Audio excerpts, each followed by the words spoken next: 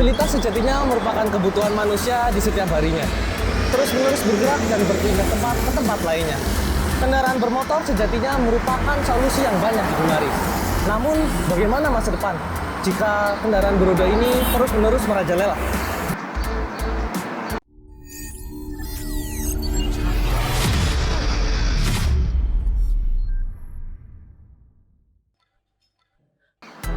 Pemandangan lalu lalang kendaraan bermotor sudah menjadi asupan sehari-hari. Kepulan asap knalpot di pagi hari menjadi penanda bahwa setiap individu sudah memulai rutinitasnya. Dari pergi bekerja, berangkat kuliah, maupun hanya sekedar pergi ke pasar untuk membeli sarapan. Tentu, semua kegiatan itu dengan bantuan kendaraan bermotor, supaya aktivitas setiap harinya akan lebih ringan dan cepat. Namun, pernahkah kalian berpikir seberapa banyak kendaraan bermotor yang kita lihat setiap harinya di jalan raya? Berdasarkan data Badan Pusat Statistik atau BPS, hingga tahun 2019, jumlah kendaraan motor di Indonesia melebihi 133 juta unit. Bahkan, menurut data Gabungan Industri Kendaraan Bermotor Indonesia atau biasa disebut GAIKINDO, penjualan mobil penumpang telah mencapai 406.928 unit selama tahun 2021. Sepeda motor pun tidak mau kalah dengan telah terjual sebanyak 463.586 unit sepanjang November 2021. Data tersebut menunjukkan bahwa Indonesia merupakan pasar yang sangat menggiurkan bagi produsen kendaraan bermotor di luar sana. Cepat atau lambat, dampak negatif dari banyaknya kendaraan bermotor akan mulai dirasakan, hingga terbesit satu pertanyaan. Akankah jumlah kendaraan bermotor akan terus bertambah hingga jalanan tak mampu lagi menahan beban di atasnya? Pesatnya penambahan jumlah kendaraan bermotor, khususnya milik pribadi, tak mungkin tanpa sebab. Masyarakat membutuhkan transportasi yang efisien, praktis, dan tentunya murah. Oleh karenanya, kendaraan pribadi menjadi pilihan karena dapat menunjang mobilitas yang tinggi.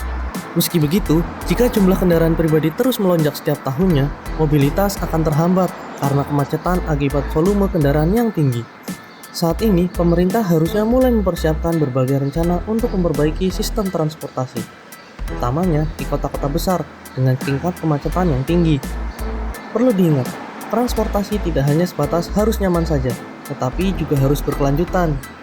Segala dampak yang ditimbulkan seperti emisi kendaraan, penggunaan bahan bakar, tingkat keamanan, dan lainnya tidak boleh sampai menimbulkan dampak negatif bagi generasi mendatang.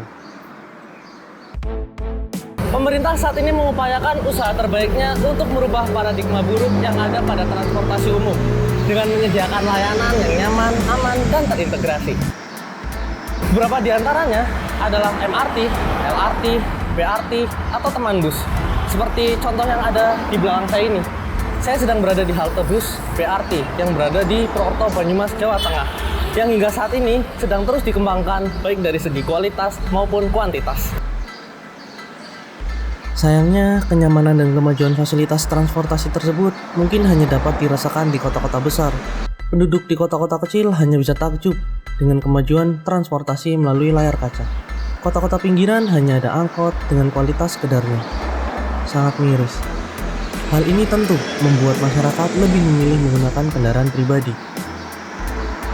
Jika pemerataan fasilitas tidak segera dilakukan, Indonesia mungkin tidak akan pernah bebas dari kendaraan motor pribadi.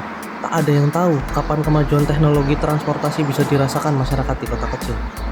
Mungkin membutuhkan waktu puluhan tahun lamanya bagi masyarakat Indonesia untuk bisa merasakan fasilitas yang sama dan seimbang dengan kota metropolitan.